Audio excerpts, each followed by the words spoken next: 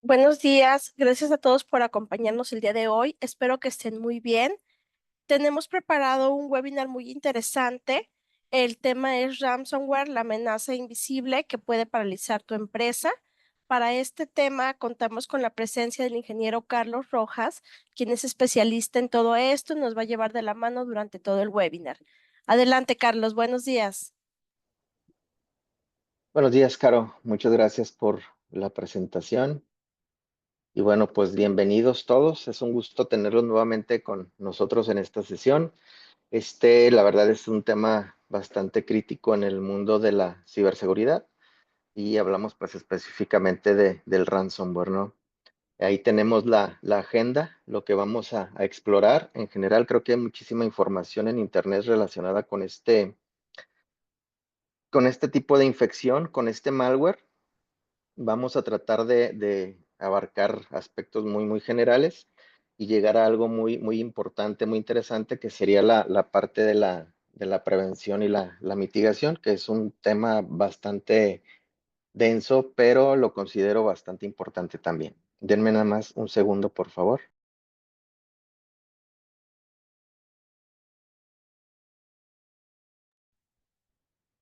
Bien, entonces comencemos, ¿verdad? Vamos a comenzar con la parte introductoria.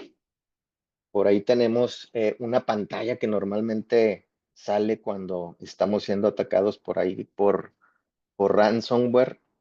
El ransomware, pues básicamente es un tipo de malware, es código malicioso, que lo que hace es bloquear el acceso a archivos o a dispositivos de la víctima, obviamente, y nos pide un pago. Esa es la característica principal del ransomware, ¿verdad? Que nos pide un pago. Entonces puede haber diferentes tipos, ahorita lo vamos a ver. Básicamente lo que hace es el cifrado de archivos. Y la pantalla pues normalmente también muestra un, un reloj en el que nos da el tiempo que necesitamos para hacer el depósito del rescate, normalmente en bitcoins o en algún tipo de criptomoneda. Hoy en día el ransomware también puede ser que antes de cifrar los archivos se robe información confidencial o información crítica de la organización. Y además de exigir el pago, pues existe una segunda amenaza que sería la de divulgar la información que se robaron, ¿no? Eso se le conoce también como doxware.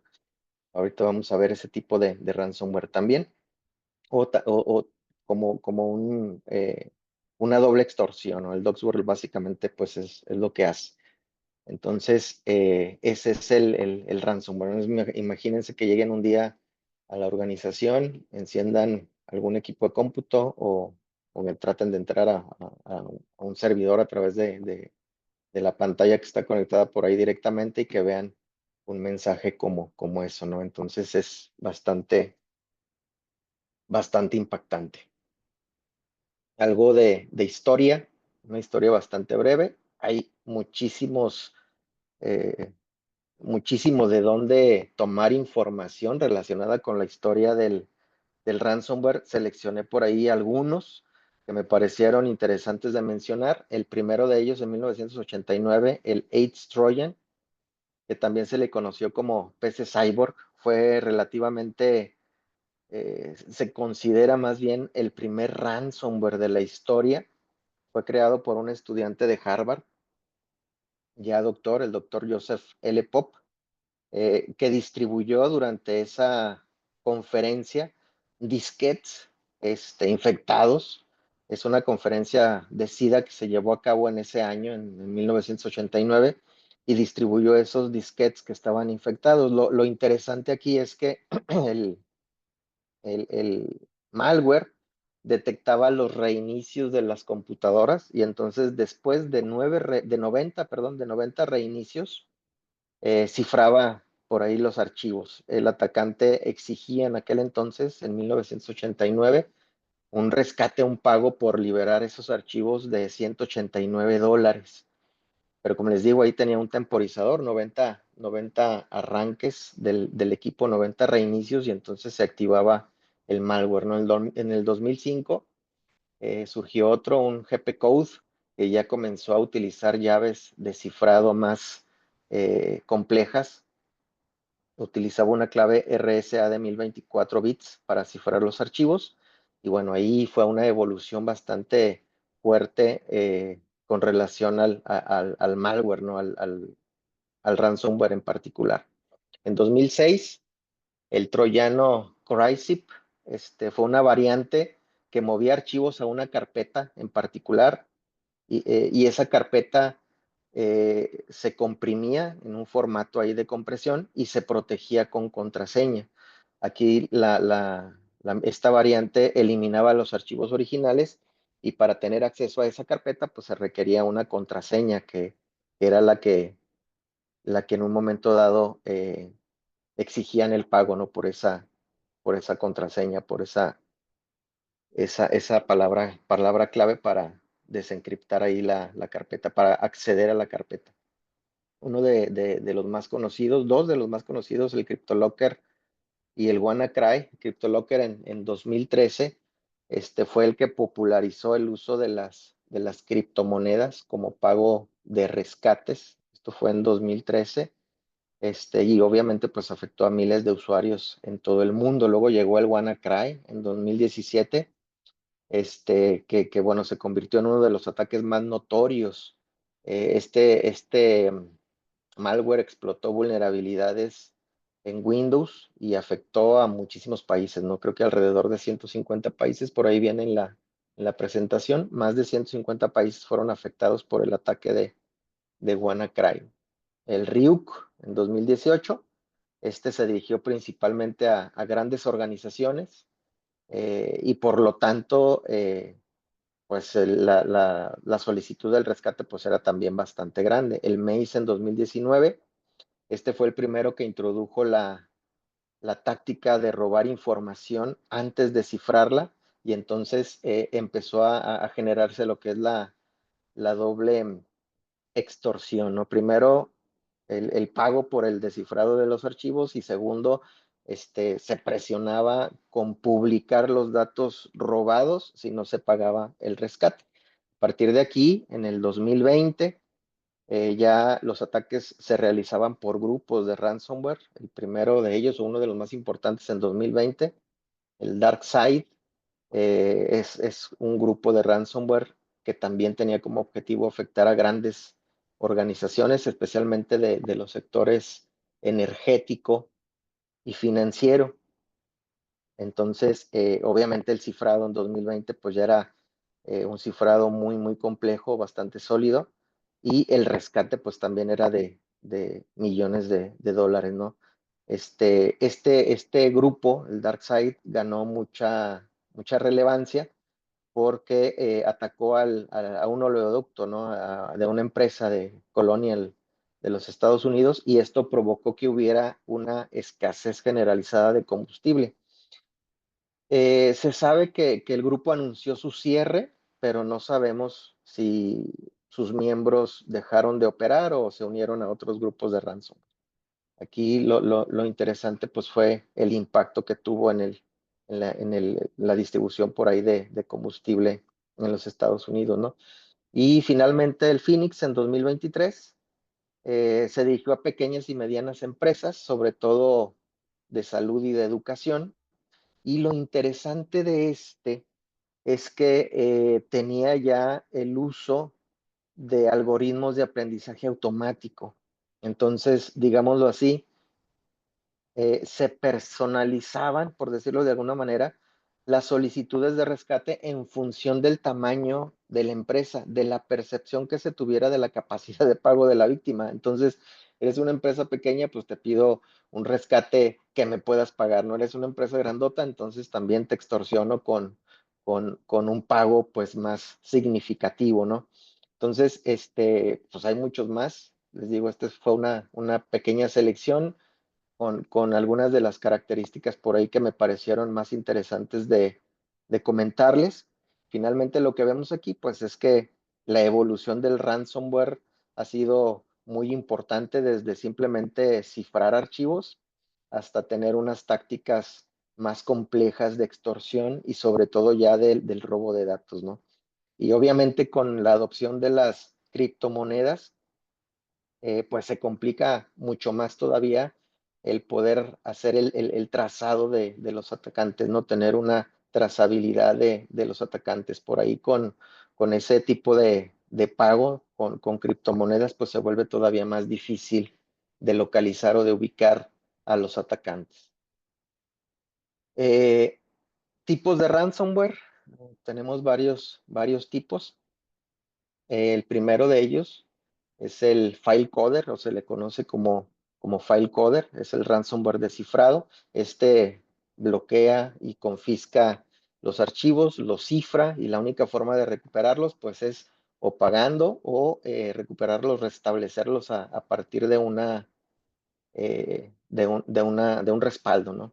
Es de los más peligrosos, se considera de los más peligrosos, porque una vez que se cifran los archivos, pues no hay software de seguridad que se devuelva, aunque hay grupos que trabajan en desarrollar programas de descifrado, pues la realidad es que la evolución, como lo hemos visto, pues hace muy difícil que algún software que podamos conseguir en internet nos pueda descifrar los archivos, ¿no? Entonces la única forma es o restaurarlos de un respaldo o pagarlos. Y aún así, aunque se pague por el rescate de estos archivos, pues no hay garantía de que los ciberdelincuentes realmente nos regresen los archivos, ¿no?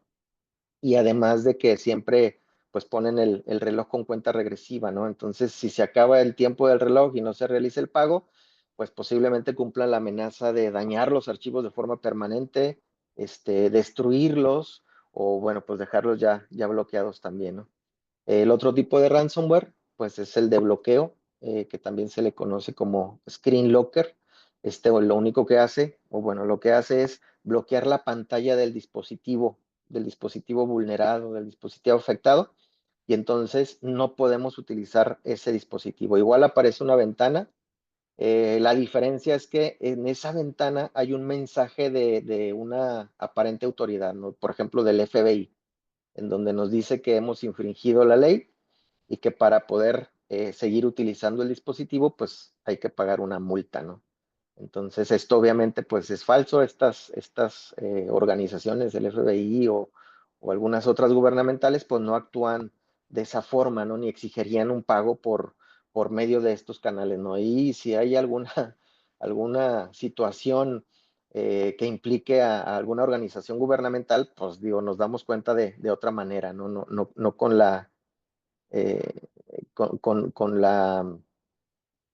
eh, con el cifrado o con el bloqueo de nuestra pantalla en el dispositivo, ¿no? En la pantalla del dispositivo. Normalmente, este tipo de amenazas, pues obviamente son más frecuentes en dispositivos que tengan un sistema operativo Windows, ¿no? Y Android.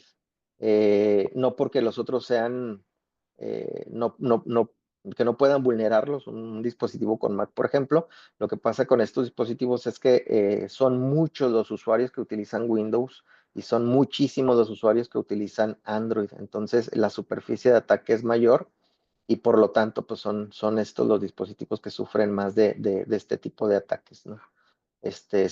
Como les comento, sin que los otros tipos de sistemas operativos, Linux, Unix o Mac, sean, no les afecte el ransomware o queden fuera de la mira. Entonces, la superficie de ataque es mayor en estas marcas o en estos sistemas operativos y por lo tanto, tenemos muchísimos más ataques relacionados con estos sistemas operativos.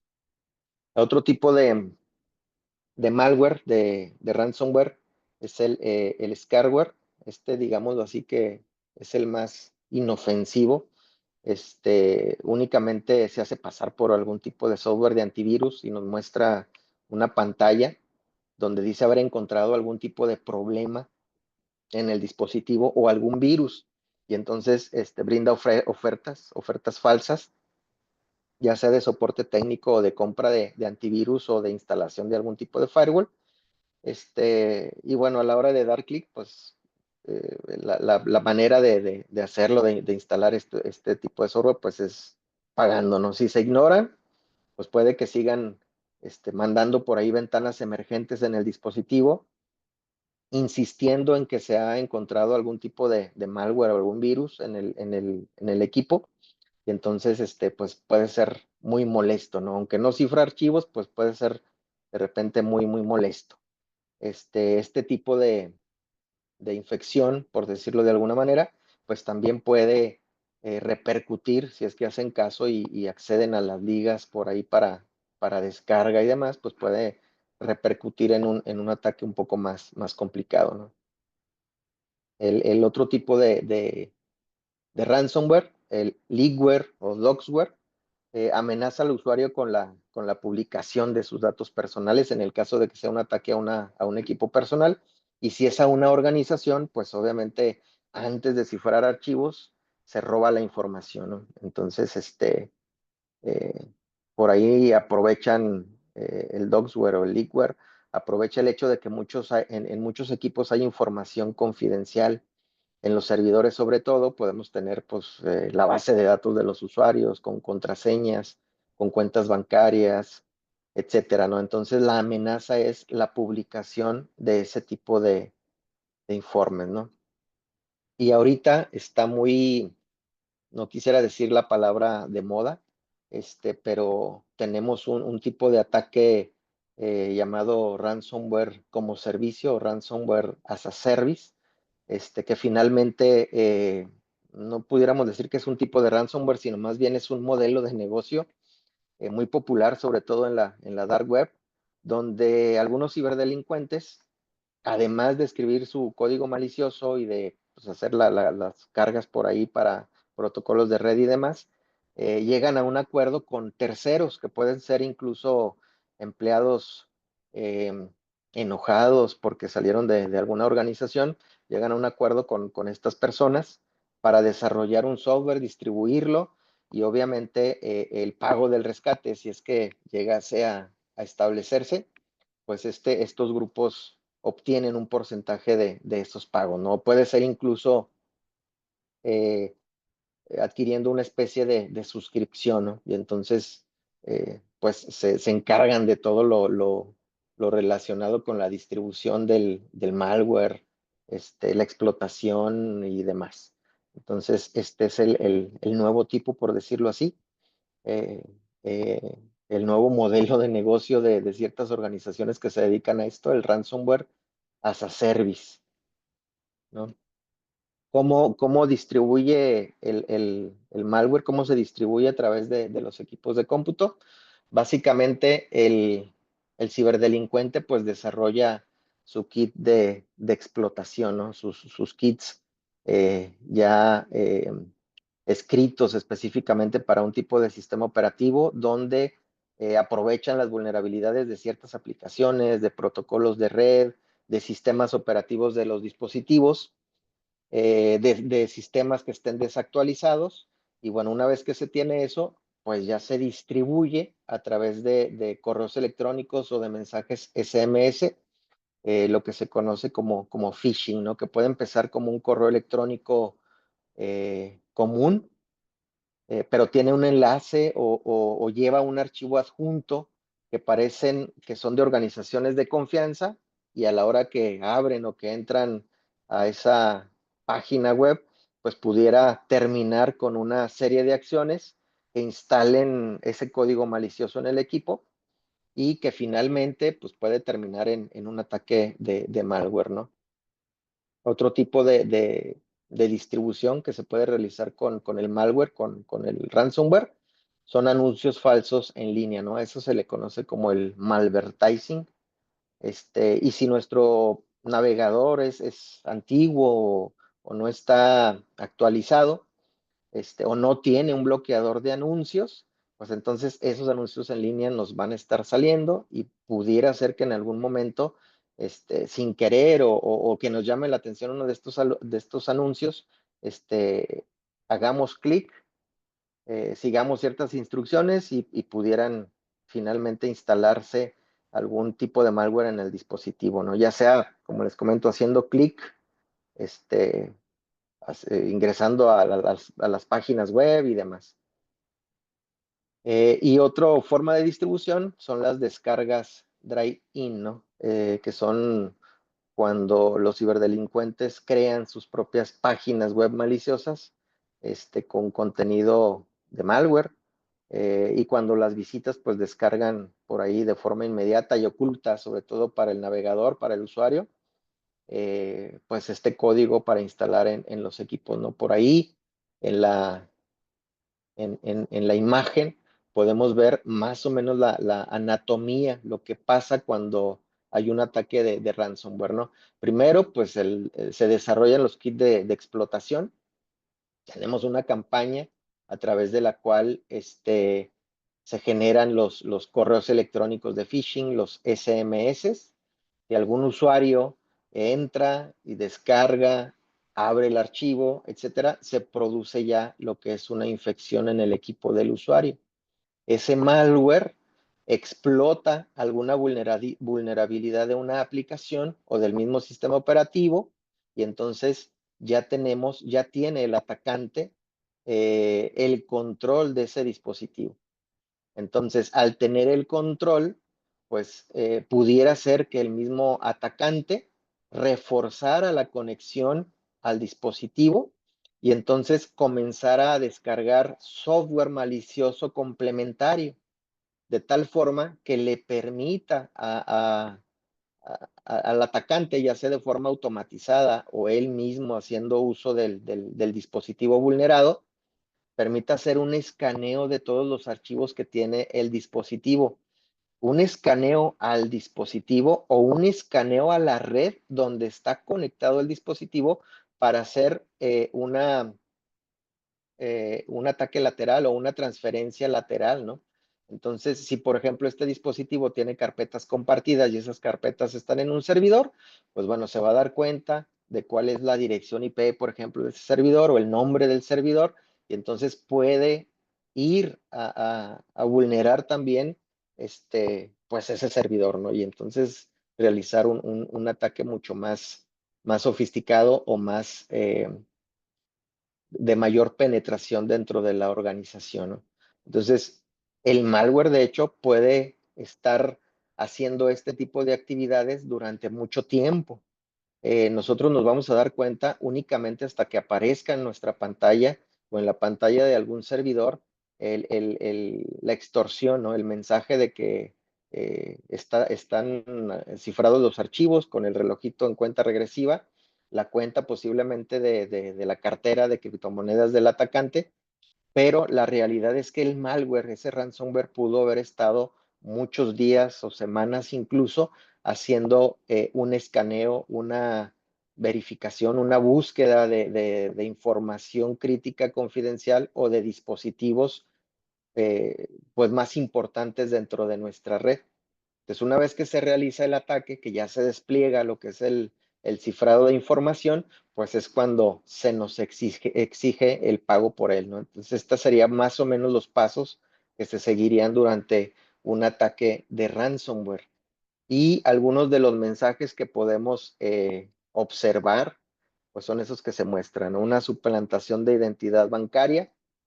Ojo aquí con esto, aunque nuestros equipos sean vulnerables a ciertos ataques, pues la realidad es que muchas veces a los que se vulnera pues son a los usuarios a través de mensajes de este tipo, ¿no? Mensajes que, que, que son em, que dan una sensación de urgencia para el usuario final, ¿no?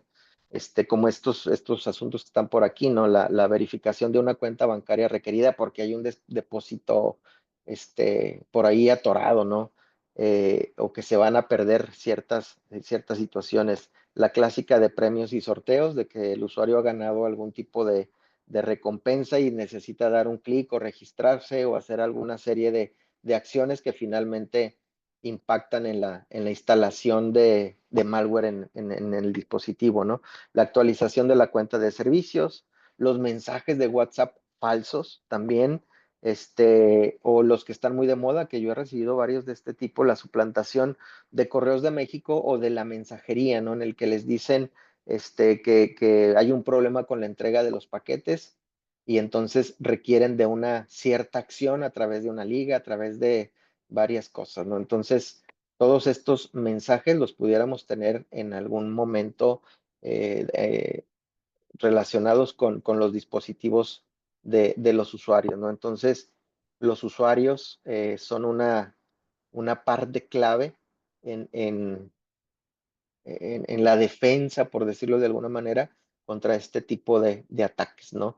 Los usuarios, pues obviamente están en redes sociales, entonces pueden ser víctimas de ingeniería social a través de muchísimos temas, ¿no? Uno de ellos, como les comento, redes sociales, utilizando aplicaciones como Facebook, como eh, WhatsApp, eh, etcétera, ¿no? Varias pueden ser las redes sociales a través de las cuales pudieran recibir ese tipo de mensajes, ¿no? Entonces, los usuarios pueden ser víctimas de ingeniería social, explotando vulnerabilidades de urgencia, específicamente con los usuarios, ¿no? Miedos, fobias, filias, son explotables. Y lo que hay que hacer aquí, pues, es respirar y esperar 10 segundos a que nuestra racionalidad se haga cargo, ¿no? De discernir si el mensaje que estamos recibiendo es auténtico o es malicioso, ¿no? Eh, Otra de las situaciones que pudieran llevar a un usuario a hacer la entrada por ahí de la infección es que no tenemos unas buenas prácticas a la hora de compartir archivos dentro de nuestra red, o incluso en servicios en la nube, ¿no? No tenemos buenas prácticas relacionadas con las ciberamenazas. Eh, Aquí vemos un post-it, ¿no? Donde está puesto ahí la contraseña para que al usuario no se le olvide. Entonces, este tipo de prácticas, pues, ayuda a los atacantes a entrar, ¿no? A hacer ese tipo de explotación, con los usuarios. Normalmente estamos buscando redes gratuitas, entonces vamos a algún tipo de restaurante, a un café y solicitamos la contraseña del Wi-Fi, ¿no? Para no utilizar nuestros datos. Entonces, esas Wi-Fi, pues obviamente no tienen las mejores prácticas de seguridad. Pudiera estar en la misma red un atacante y estar ahí al pendiente de qué es lo que está pasando y entonces desplegar algún tipo de infección para estos usuarios, ¿no? Tenemos unos hábitos de respaldo deficientes. Normalmente un usuario, pues es difícil que haga respaldos de sus archivos. Dentro de las organizaciones, bueno, pues tratamos de hacer esos respaldos o deberíamos de hacer esos respaldos a archivos críticos o a carpetas críticas o a discos duros completos incluso de usuarios importantes dentro de nuestra organización, ¿no? Hacemos un uso indiscriminado de dispositivos móviles.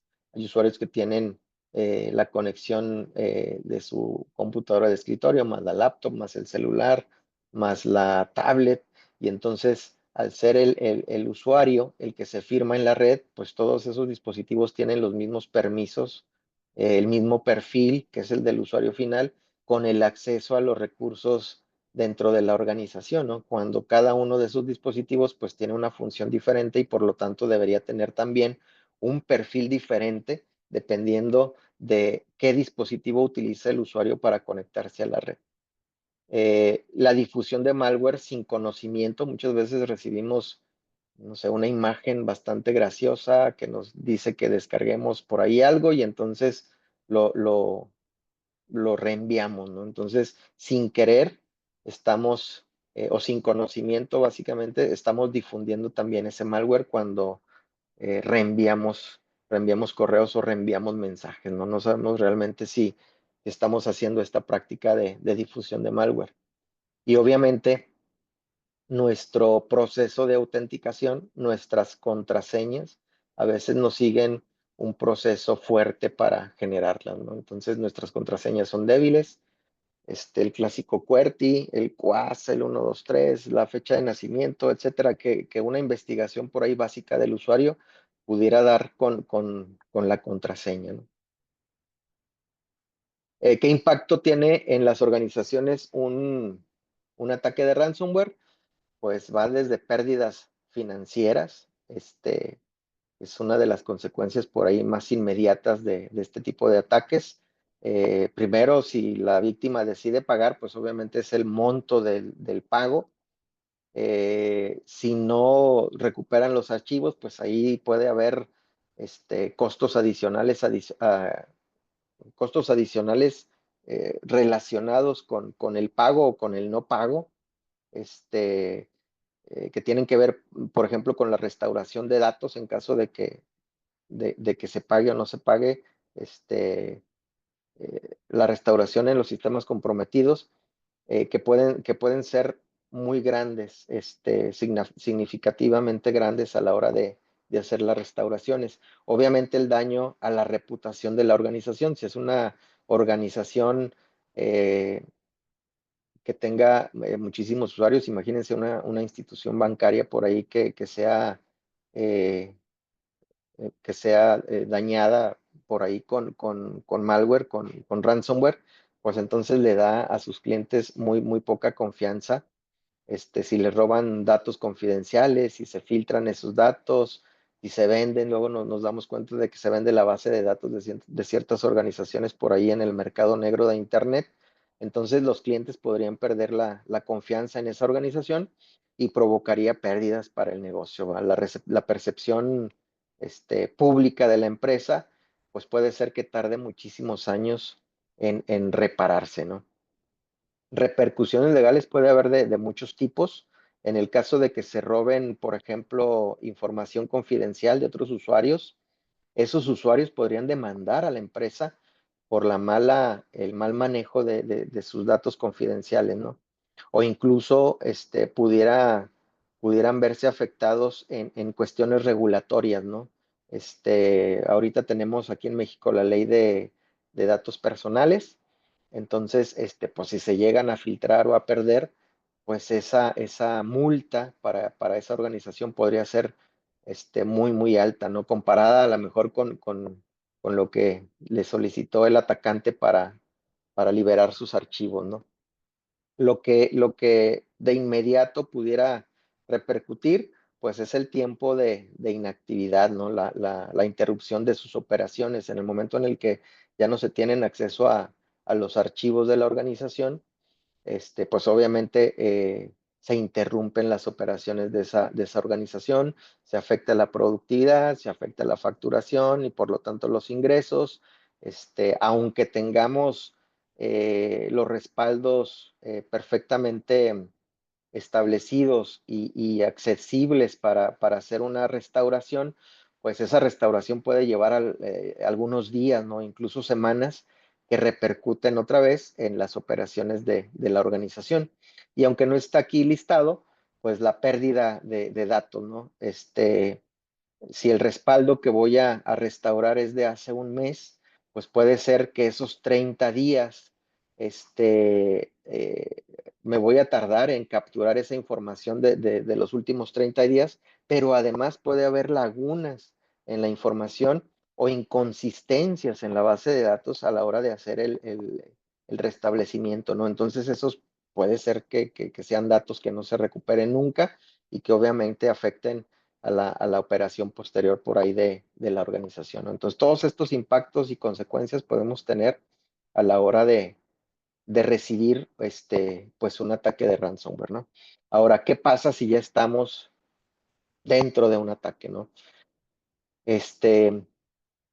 ¿Qué pasa si ya vi la pantalla por ahí de ransomware en el servidor? ¿Qué es lo que tendría que hacer? Aquí hay varias listas de varios checklists que nos van a permitir a grandes rasgos pues saber qué podemos hacer durante un ataque de ransomware, cómo podemos responder, ¿no? La parte inicial, yo creo que la más importante, pues es desconectar el equipo, desconectar servidores, desconectar computadoras, desconectar unidades de almacenamiento en red, desconectar todo lo que pueda ser atacable, ¿no? Desde la red. Entonces, esto es lo principal, ¿no? Hacer la desconexión de todo el equipo. Segundo, apagar cualquier funcionalidad inalámbrica. el Wi-Fi, pues pudiera estar también por ahí afectando o ayudando a propagar la infección de los equipos que estén conectados de forma inalámbrica. Entonces hay que apagarlo. El Bluetooth, las conexiones de Bluetooth, etcétera. Todo hay que desconectarlo y apagar cualquier servicio de conectividad que por ahí pudiéramos tener, ¿no?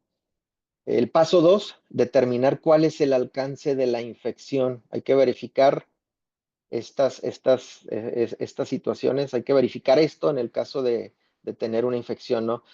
Si tenemos unidades mapeadas o compartidas en el servidor donde estamos recibiendo, donde nos dimos cuenta del ataque, pues hay que revisar las unidades de red, las que están conectadas directamente al equipo infectado, y que en un momento dado, pues el ransomware puede propagarse hacia esas unidades porque están conectadas directamente a este equipo, ¿no?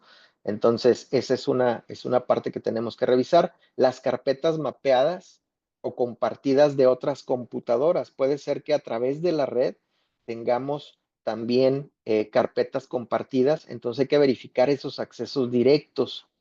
este, si son accesibles a través del equipo que está afectado, pues es posible que también hayan sido cifradas, ¿no? Nuestros dispositivos de almacenamiento en red, eh, ahí incluimos todos los dispositivos, ¿no? La NAS, la SAN, los servidores de archivos, todos los recursos que estén conectados por red, pues pudieran ser blancos comunes para la infección, ¿no? Si tenemos duros externos a través de USBs, a través de estos nuevos portátiles SATA, hay que desconectarlos y obviamente pues hay que examinar si los archivos también han sido afectados. Los dispositivos de almacenamiento USB de cualquier tipo. Aquí se incluyen memorias USB, discos duros USB, teléfonos, cámaras que estén conectados. Como es un recurso que está compartido en el servidor o en la máquina que está infectada, pues el ransomware puede cifrar cualquier cosa que esté conectado, ¿no? Este, Hay algunas prácticas por ahí que ponen discos duros externos conectados por USB y ahí se almacenan los respaldos del equipo, ¿no? Entonces, a la hora que entra un ransomware, pues esos respaldos también pudieran ser afectados. Incluso como se observa aquí, los teléfonos, si en el momento del ataque tengo un teléfono por ahí conectado al USB del dispositivo, hablamos aquí de un dispositivo personal, de una laptop, por ejemplo, y que tenga montado el sistema de archivos del teléfono en el equipo, pues también se van a cifrar, ¿no? También se van a cifrar los archivos del teléfono. Si tenemos almacenamiento en nube, hablamos de cualquier servicio, Dropbox, Google Drive, OneDrive, etcétera. Si el equipo infectado tiene sincronización automática activa, pues los archivos cifrados también podrían haberse replicado en la nube. Entonces ahí hay que revisar el historial de versiones o la papelera en un momento dado, para evaluar si hay forma de recuperar algunas versiones previas de los archivos. Eh, Paso 3, hay que determinar si han robado datos confidenciales o credenciales. Si tenemos software tipo DLP, entonces hay que ir a ese software y hay que revisar los registros, a ver si podemos observar fugas de datos, ¿no? ¿Qué tipo de registros podemos ver o qué tipo de actividad? Pues puede ser que haya archivos con extensión zip o ARC que sean inesperadamente grandes, ¿no? Lo que pasa es que los atacantes normalmente marcan los archivos confidenciales, los almacenan en algún tipo de carpeta o los van agregando en un archivo zip y luego ya se los roban, ¿no? Esto para mejorar el tiempo de copia, ¿no? Un archivo comprimido, pues es más fácil de sacar de un equipo, ¿no? Entonces hay que revisar si hay archivos inesperadamente grandes o demasiado grandes, ¿no? Buscar malware, obviamente. Eh, a lo mejor en el equipo pudiéramos ver algún script que esté por ahí almacenado, eh, alguna herramienta que el atacante pudiera haber utilizado, ¿no? Un WinSecure Copy o un PowerShell, un script de PowerShell, etcétera. Y bueno, pues uno de los signos más precisos del robo de datos, pues es que el atacante anuncie que nuestros datos o credenciales han sido robadas o que incluso nos pida, eh, nos extorsione también con publicarlos, ¿no? Si no pagamos el rescate. El paso 4 es determinar qué tipo de ransomware es el que tenemos por ahí eh, cifrando nuestros archivos. Hay que conocer la variante porque nos ayudaría en un momento dado a entender cómo se va a comportar, cómo se va a propagar y si en un momento dado existen herramientas ya de descifrado. Eso pues nos da cierta tranquilidad, ¿no? Saber que pudiera haber alguna herramienta que nos pudiera ayudar a descifrar nuestros archivos. Eh, bueno, es la parte en la que podemos por ahí completar conociendo el tipo de ransomware que nos está atacando, ¿no? ¿Cómo lo vamos a hacer? Pues a veces es con la extensión de los archivos cifrados, ¿no? Este, y a partir de ahí, pues buscar las posibles soluciones que pudiéramos generar, ¿no? Ahora, una vez que tenemos esto, ¿cómo vamos a responder? Ya conocemos el alcance, ya conocemos el daño, ya conocemos el tipo de ransomware con el que estamos lidiando. Ahora hay que tomar una decisión sobre qué vamos a hacer. Y pues esa decisión pudiera ser relacionada con si se han robado o no datos confidenciales o credenciales. Hay que determinar si vamos a pagar el rescate o no. Entonces, si no se paga el rescate, entonces lo primero que tenemos que hacer es ver si podemos restaurar nuestros archivos desde una copia de seguridad. Entonces, hay que localizar nuestras copias de seguridad, asegurarnos que todos los archivos necesarios estén ahí. Esto ya lo deberíamos de tener nosotros controlado, ya deberíamos de saber en dónde están los archivos necesarios, en dónde están nuestros archivos de restauración, verificar la integridad de las copias de seguridad, que los medios no estén dañados o los archivos corruptos. Aquí, muy importante, eh, si nuestros archivos están en un servidor de respaldos y ese servidor de respaldos está comprometido, pues obviamente necesitamos ver si tenemos archivos fuera de línea, archivos de respaldo fuera de línea.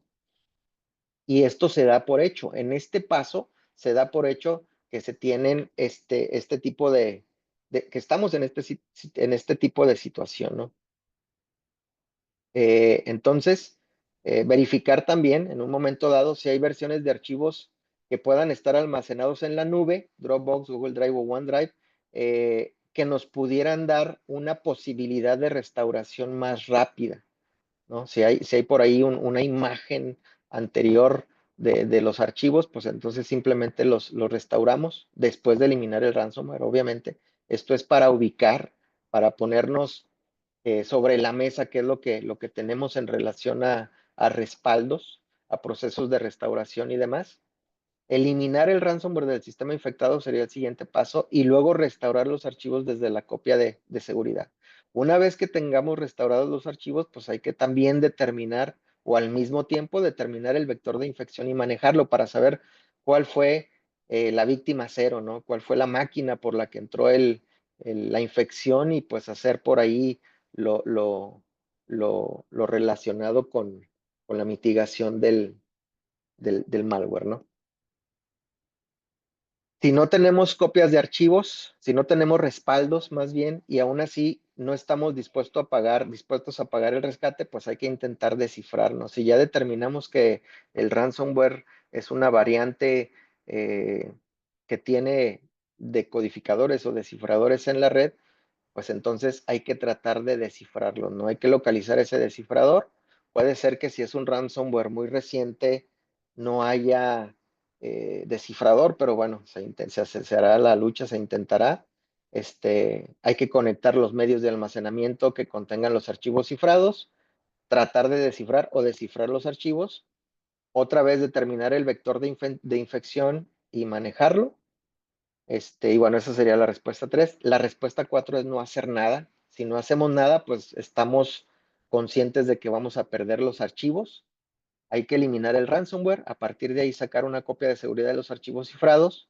para tener una posible decodificación futura. Esto obviamente pues es opcional, a ver si en algún momento podemos descifrar los archivos, pero esta respuesta de no hacer nada pues implica empezar todo de cero, ¿verdad?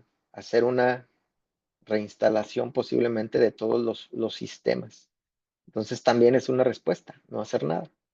Si decidimos pagar, entonces hay que negociar con el atacante, ¿verdad? Si es posible, hay que intentar que el atacante pues nos cobre más bajo, ¿no?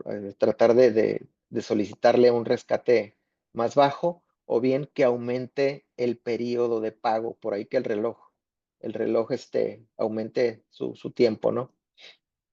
Determinar cuáles son los métodos de pago que acepta el atacante. Normalmente van a ser los Bitcoin o Monero o alguna criptomoneda.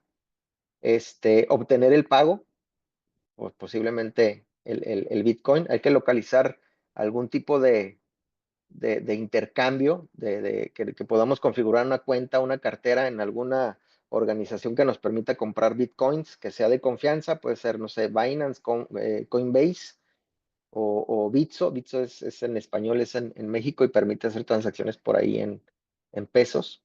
Una vez que tengamos eso, pues reconectamos la computadora. Se pueden hacer a través del navegador. Normalmente las negociaciones se hacen a través de, de la dark web y entonces por eso aquí sería como opción instalar por ahí el navegador Tor.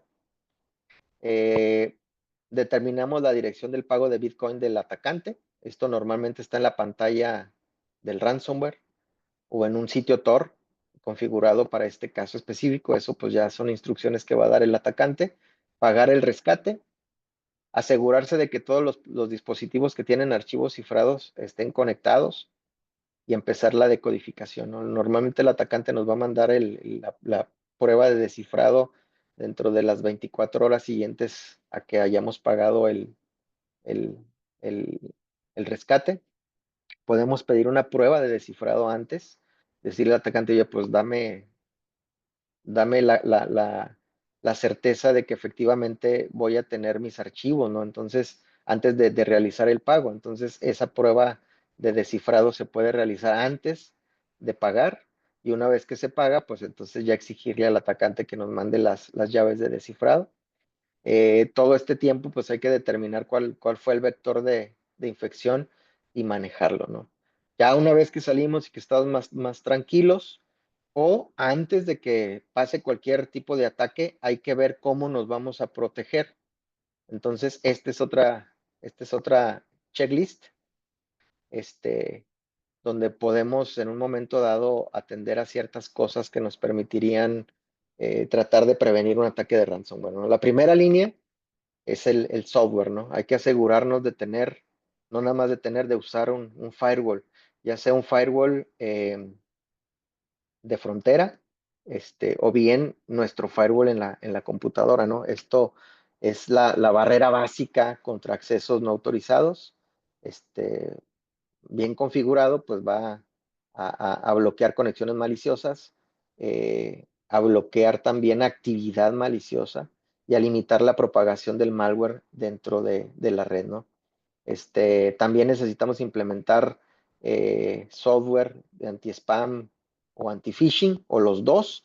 Puede ser un software. El correo electrónico mismo pues tiene por ahí filtros que podemos configurar. Y también podemos poner una caja que tenga esta función específica, ¿no? Filtrar el anti-spam y el phishing. Siempre es necesario instalar en los endpoints, en las computadoras de usuario, una protección avanzada, un software de antivirus de nueva generación, que además del antivirus tradicional, cuente con inteligencia artificial que nos permita detectar actividad maliciosa, configurar listas blancas, listas negras, bloqueo en tiempo real de ejecutables, etcétera, y que bloquee todo ese tipo de actividad maliciosa, ¿no? Obviamente, los parches, hay que estar constantemente buscando parches, que nuestro sistema operativo y nuestras aplicaciones no tengan versiones vulnerables. Todos los días están saliendo nuevas versiones de malware, entonces pues hay que tener mucha atención relacionada con estos parches de seguridad.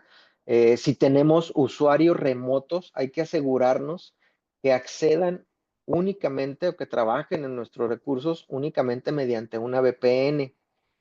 Exponer eh, servicios como el escritorio remoto o algunos otros, la base de datos, el puerto de base de datos a Internet, pues obviamente les da una puerta, no nada más una ventana, una puerta de entrada a cualquier atacante, ¿no? Hay ciberdelincuentes que están haciendo escaneos continuamente para revisar qué puertos están abiertos en direcciones IP públicas, ¿no? Entonces, si tenemos usuarios remotos, asegurarnos que se acceda a través de una VPN y si es posible, el dispositivo que reciba las conexiones de VPN de los usuarios remotos, pues encenderles por ahí algún tipo de IPS o de IDS para detectar actividad maliciosa y bloquearla, ¿no? La segunda línea de defensa, pues son nuestras copias de seguridad. Hay que implementar una solución de respaldo lo más robusta que se pueda, utilizar software confiable, utilizar dispositivos físicos, NAS, cintas, discos externos o una combinación. La verdad es que la paranoia yo creo que nos daría un límite adecuado de qué tipo de respaldos pudiéramos tener, ¿no? Las cintas vuelve a ser un tema importante porque es un respaldo offline. O sea, una vez que tenemos almacenada en la cinta nuestro respaldo, pues la sacamos y ya no está en línea como para que algún atacante pueda acceder a esa cinta y cifrar el contenido, ¿no? Entonces, se vuelve otra vez un tema importante en la cuestión de los respaldos, ¿no? Obviamente hay que respaldar todos los datos importantes, no hay que olvidar absolutamente nada. Puede ser que haya dispositivos móviles con información importante, entonces esos dispositivos hay que también tener un esquema de respaldos para esos dispositivos, ¿no? Hay que validarlos, hay que protegerlos y validarlos, asegurarnos de que esas copias de seguridad funcionen cuando las necesitemos, hacer pruebas de recuperación, hacer pruebas de restauración periódicas, a lo mejor cada mes, cada 2 meses, verificar que podamos restaurar esas copias sin problemas, ¿no? Eso nos permite dormir tranquilos en la noche, ¿no? La tercera línea de defensa, una prevención del robo de datos. Si no lo tienen ya, pues implementar algún tipo de prevención de fugas de información a través de software como DLPs o también hay cajas disponibles para esto. Hay algunas características de los firewall modernos que nos pueden dar algo de algunas características de DLP. Si no, pues hay que buscar algún software que podamos instalar con el usuario final que nos permita detectar ese robo de información o que pueda monitorear y controlar en un momento dado qué sale del dispositivo o incluso qué sale de la red, ¿no? Como siempre, los permisos de menor privilegio para los usuarios. Hay ocasiones en las que un usuario pudiera tener permisos de administrador, entonces tratar de evitar este tipo de situaciones. Si esa máquina está comprometida y el usuario tiene permisos de administrador, pues obviamente va a llegar a muchas más, eh, a muchos más recursos, ¿no? Relacionados de la máquina. Y si es un usuario de AD, que también tenga permisos de administrador, pues olvídense, ¿no? Si se propaga la infección, pues, y están comprometidas las credenciales de ese usuario, pues entonces no hay límite para el atacante, ¿no? Al tener el acceso de administrador, pues literalmente es Dios en nuestra red, ¿no?